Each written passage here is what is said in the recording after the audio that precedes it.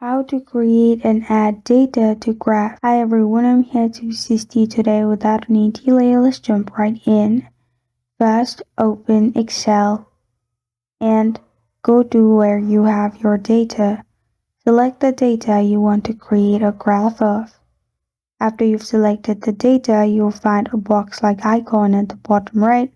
Click on it, which is known as Quick Analysis. Here you can click on Charts and what kind of graph you want. Select the one you prefer. You'll find other options as well. Select the one you want. Simply click on it and press on OK at the bottom. After you press on OK at the bottom, you'll find your graph here. You can resize it and drag it wherever you want. This is how to create and add graph by data. Thank you for joining me today. If this video helps you out, please leave a like and subscribe for more. If you have a question or want to suggest a topic, comment below. Thank you for watching.